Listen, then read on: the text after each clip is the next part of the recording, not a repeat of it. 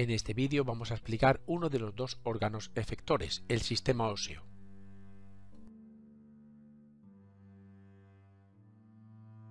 Antes que nada haremos una pequeña introducción sobre la relación, el aparato locomotor y cómo se produce la relación entre huesos y músculos.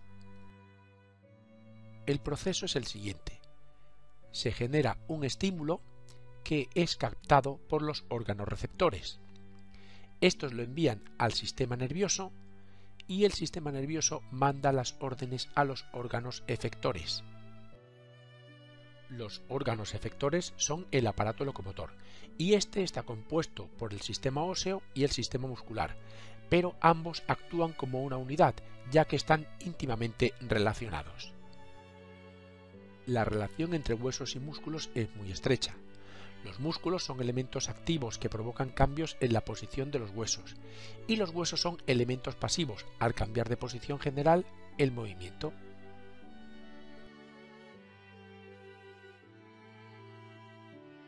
Y vamos a entrar ya en detalle con los huesos. Hablaremos de su definición y composición, la función que tienen, los tipos de huesos según su forma y las partes que tiene un hueso.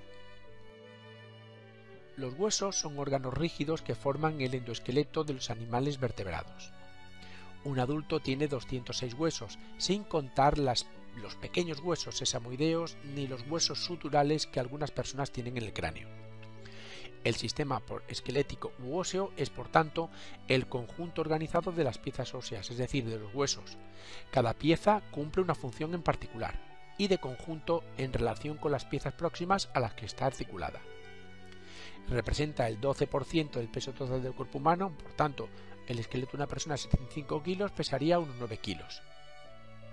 Y se compone de tejido inorgánico, que son sales de calcio que les proporcionan dureza, y orgánico, que son células vivas que permiten que el hueso crezca y se suelde cuando se fractura. El tejido óseo puede ser de dos tipos: esponjoso, que presenta cavidades que le dan un aspecto característico, y compacto, es macizo y no presenta espacios interiores. El esqueleto tiene varias funciones. Por ejemplo, es un sostén mecánico y también de mantenimiento postural. Funciona como una estructura rígida que da forma al organismo, mantiene la morfología corporal y hace posible la posición bípeda del ser humano. También permite el movimiento, ya que las uniones entre dos huesos adyacentes, llamadas articulaciones, permiten los movimientos corporales. Además, los huesos sirven como lugar de inserción a los tendones de los músculos. Además, protegen, sirven como protección de los órganos internos, por ejemplo, los huesos del cráneo al encéfalo, las vértebras de la columna vertebral a la médula espinal y las costillas a los pulmones, el corazón y los grandes vasos sanguíneos del tórax.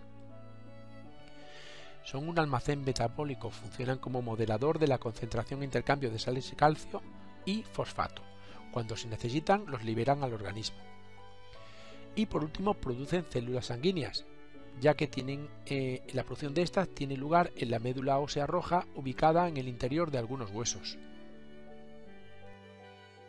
Según su forma, los huesos podemos clasificarlos en largos, que tienen forma cilíndrica y son alargados, y generalmente se encuentran en los miembros locomotores como el húmero y el fémur. Los cortos, que tienen forma redonda y su función es la de amortiguamiento, y son los huesos del carpo y tarso, por ejemplo. Los planos, que son más anchos y largos que gruesos, y su función es la de proteger tejidos blandos y la inserción de grandes masas musculares, por ejemplo, el omóplato, los huesos del cráneo, el coxal. Los irregulares, que no presentan forma o división predominante para su agrupación, son impares y su función son proteger el sistema nervioso central, por ejemplo, las vértebras. Y los sesamoideos, que son pequeños y redondeados e incrustados en un tendón sometido a compresión y a fuerza de tensión habituales, por ejemplo la rótula en los tendones. Un ejemplo de largo sería el húmero o el fémur, de corto los huesos del carpo o huesos del tarso, planos el omóplato o los huesos del cráneo, irregulares las vértebras y sesamoideos la rótula y los huesos de los tendones. Estas serían las principales partes de un hueso largo. Vamos a verlas en detalle a continuación. La diáfisis es la porción central o cuerpo de los huesos largos. La epífisis es cada uno de los extremos de estos huesos. La metáfisis es la zona intermedia de los huesos largos que está situada entre la zona central y los extremos. El cartílago auricular es una estructura formada por tejido cartilaginoso ubicada entre los extremos de dos huesos adyacentes, permitiendo el deslizamiento de las superficies en contacto. No tiene vasos sanguíneos y se nutre a través de las moléculas del líquido sinovial, que penetran en la superficie. Está formado por células especializadas llamadas condrocitos y una matriz extracelular compuesta por fibras de colágeno tipo 2.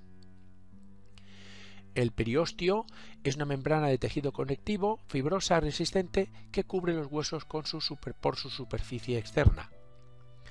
La cavidad medular es el espacio sin tejido óseo ubicado en la zona central de la diáfisis. Está rellena por médula ósea amarilla, que es un tejido formado por células adiposas y que suponen una reserva energética.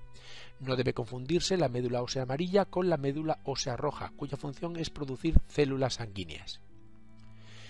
El endostio, que es la membrana delgada del tejido conjuntivo que tapiza la superficie interior de la cavidad medular de los huesos largos, y la arteria nutricia. El hueso necesita sangre que le aporte a sus células oxígeno y nutrientes. Por ello, la riega una arteria nutricia que penetra en su estructura a través de un pequeño orificio llamado agujero nutricio, ramificándose en el interior del hueso.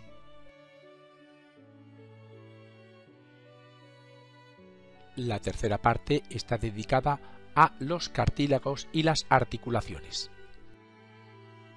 Los cartílagos son estructuras menos duras que los huesos, ya que no contienen calcio. Es un tipo de tejido conectivo especializado, elástico, carente de vasos sanguíneos y formado principalmente por matriz extracelular y por células dispersas denominadas condrocitos.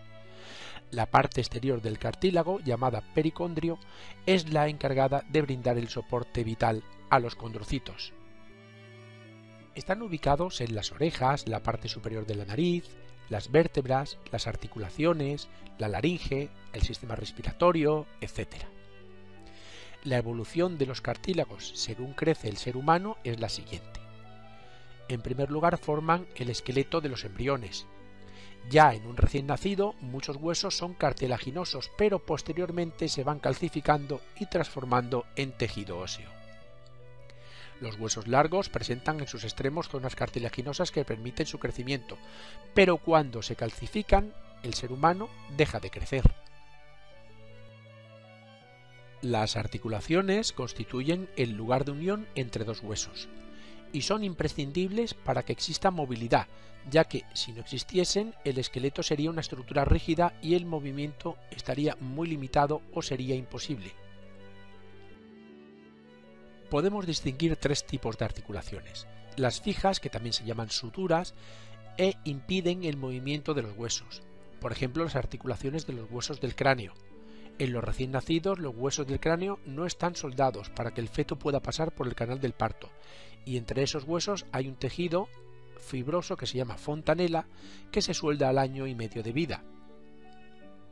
Luego tenemos las semimóviles, que solo permiten un movimiento muy limitado, por ejemplo las costillas, para respirar. Y las móviles, también llamadas articulaciones sinoviales o diartrosis. Los extremos de los huesos están firmemente unidos mediante una cápsula articular y en el interior de la articulación existe un espacio libre que está relleno por el líquido sinovial, que hace de lubricante. Unos claros ejemplos serían las extremidades, el hombro, la rodilla o el codo.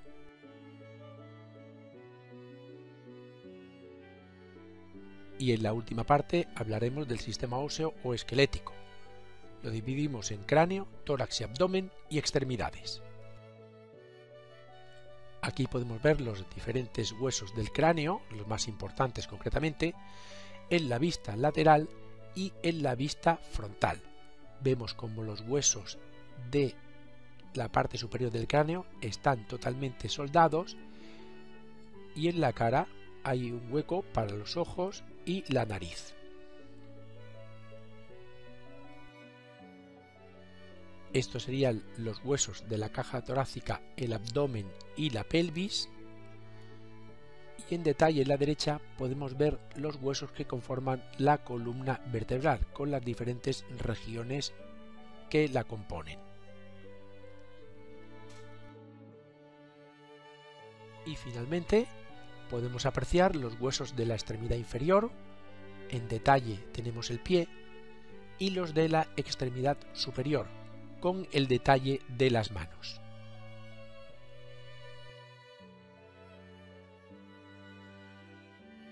Y esto ha sido todo. Muchas gracias por escucharme y espero que te haya servido de ayuda. Para más información entra en youcam.com.